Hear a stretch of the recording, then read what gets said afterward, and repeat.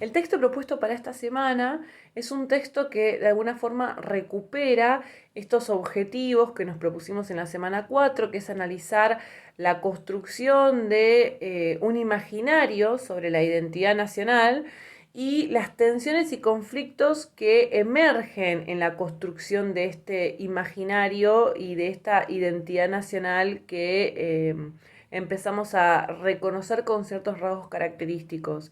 Me resulta interesante destacar que los autores tratan de analizar a partir de las imágenes y de la circulación de las imágenes la construcción de una narrativa que va a enlazarse con esta intención de construir un discurso sobre cómo es esa identidad nacional y qué rasgos característicos adquiere esa identidad nacional a principios del siglo XX.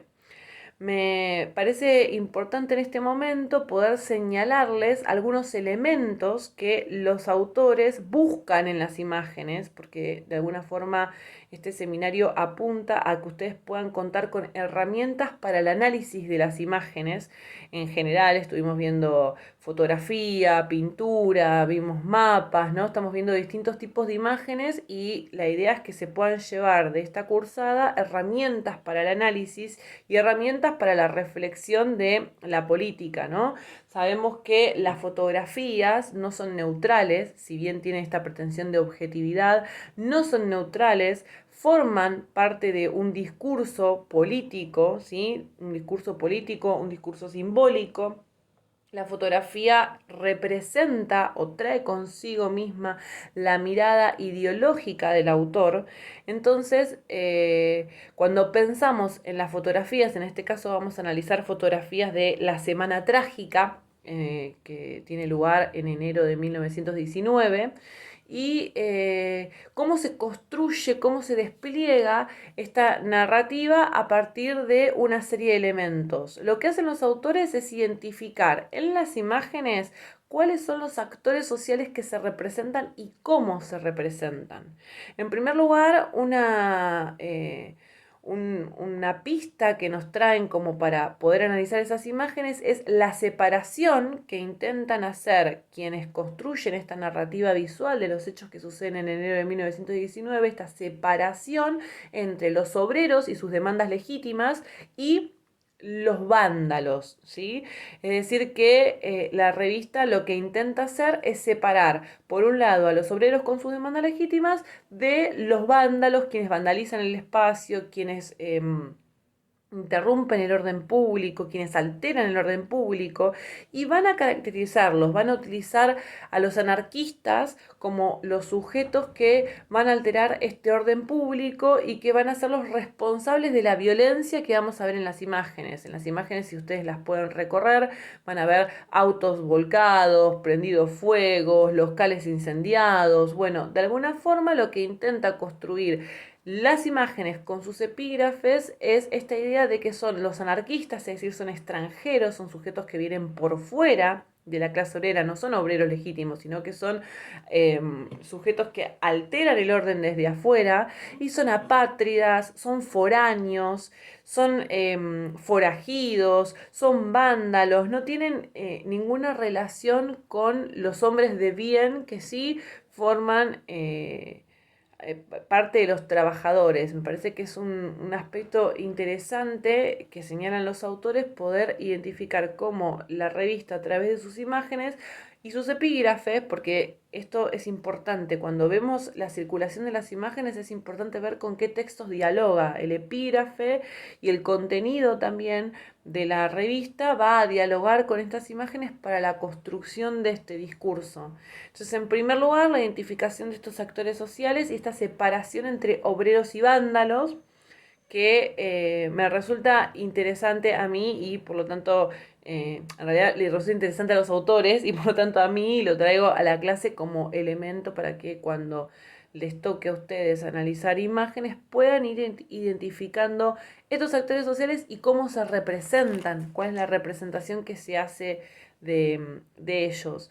Por otro lado, aparece como un segundo actor social el Estado representado a partir de las fuerzas públicas son quienes vienen a proteger a la ciudadanía de esta alteración del orden, de estos actos de violencia, la fuerza pública como quienes hacen lo que tienen que hacer para poder restablecer la normalidad. Hay una idea de que hay una normalidad interrumpida y esta interrupción no tiene que ver con demandas legítimas de un sector de la sociedad, sino más bien con elementos que vienen de afuera, que son foráneos, y el Estado aparece entonces de esa manera, ¿no? Aparece representado como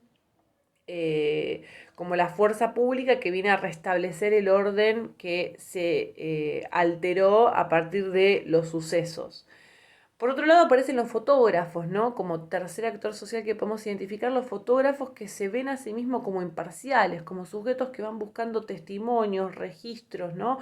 Como sujetos objetivos que a través de sus recortes van reconstruyendo una realidad, ¿no? Esto me resulta interesante porque me recuerda, y a los autores también, a Boris Kosoy cuando habla sobre el fragmento y cómo la fotografía es un recuadro, es un fragmento, hay una selección, ¿no? Nosotros vemos en las fotografías un auto volcado, los epígrafes y la selección de las imágenes que se hicieron, digo, porque no solamente tenemos que pensar en la construcción que hace el fotógrafo de esa imagen, o sea, digo, la construcción que hace de ese escenario a partir de la imagen que toma, sino también pensar en la decisión que toma la revista para seleccionar esas imágenes y descartar otras para construir una narrativa sobre este tema, ¿no? O sea, ¿a qué apunta? ¿Hacia dónde apunta la revista? Entonces me resulta interesante pensar al fotógrafo que se piensa a sí mismo como un sujeto imparcial,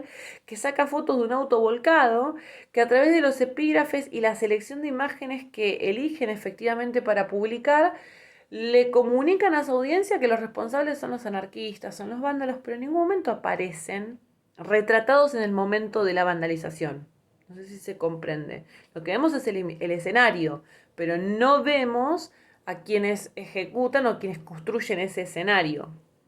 Eso, de alguna forma, llega a un público que tiene una idea previa y que dialoga con esas imágenes y que de alguna forma refuerza esas ideas que tiene sobre determinados actores sociales, en este caso los obreros organizados, sindicalizados, ¿no? Eh, los anarquistas, los socialistas, cuáles son las ideas que tienen ciertos sectores de la sociedad y cómo se refuerzan a partir de estas imágenes que circulan en esta revista tan popular. Por otro lado, los autores reconocen al Comité Patriota de la Juventud, que me resulta importante a mí destacarlo porque son los vecinos, los médicos, que ayudan de manera desinteresada a los vecinos. Aparece esta idea de los vecinos, ¿no? El vecino que ayuda de manera desinteresada a sus otros vecinos, a los ciudadanos de bien, para poder recuperar algo del orden que se perdió en toda esta manifestación, en esta huelga, en este desarrollo del conflicto. Y me parece que es importante acá que podamos hacer quiero hacer un paréntesis y explicar que en este momento, digo, durante la Semana Trágica surge un grupo que se va a autodenominar la Liga Patriótica, que va a ser un grupo ultranacionalista, que va a encontrar los grandes problemas de la sociedad en donde, en los extranjeros, en los anarquistas, en los judíos. De alguna forma la Liga Patriótica tiene estos sentimientos antisemitas que se empiezan a gestar en las primeras décadas del siglo XX. La Liga Patriótica va a actuar de manera paramilitar. Esto significa que va a actuar con... A ver, cuando nosotros decimos que es paramilitar, lo que estamos diciendo es que actúa con el Estado sin ser del Estado. Es decir, se van a juntar, por ejemplo, en las comisarías los miembros de la Liga Patriótica, pero no son parte de las fuerzas públicas. Van a estar por fuera, pero van a acompañar una política de Estado. Esta persecución que nosotros ya estuvimos viendo, que les estuve señalando en otros lugares sobre la ley de residencia, la ley de defensa social, cuál es la concepción que tiene en este momento de la historia el Estado sobre la clase obrera. No va a ver a trabajadores que están luchando por demandas legítimas, ¿no? Reducción de la jornada laboral, descanso dominical, la abolición del trabajo nocturno, poder cobrar horas extra, etcétera. El Estado no va a ver eso, va a ver extranjeros organizados alterando el orden, va a haber anarquistas problemáticos que van a buscar alterar el orden a través de las acciones directas, a través de la violencia. Entonces, cuando hablamos de la Liga Patriótica, estamos hablando de un grupo que va a tener una gran presencia en la política argentina de principios del siglo XX, porque va a conjugar ciertas ideas sobre cuáles son los problemas de la sociedad y va a buscar erradicarlos a partir de la violencia, ¿no? A partir del exterminio de determinados grupos. La Liga Patriótica va a prender fuego, por ejemplo, locales de judíos en Once, va a prender fuego los locales anarquistas, se va a encargar de perseguir y no van a ser perseguidos por el Estado, por eso decimos que son bandas paramilitares, es decir, van a cometer estos delitos pero no van a ser perseguidos por el Estado, de alguna forma funcionan dentro de esta lógica.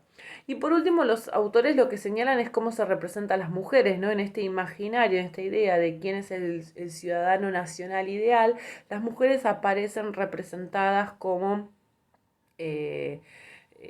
sujetos deseables con sus formas de ser fotografiadas, ¿no? Como los sujetos que forman parte de este orden y que son considerados de alguna forma importantes para el restablecimiento del orden perdido, ¿no? Entonces, esta construcción narrativa que se hace a partir de las imágenes es lo que los autores van a encontrar como forma de la construcción del discurso de la identidad nacional que va a venir acompañando esta consolidación del Estado-Nación.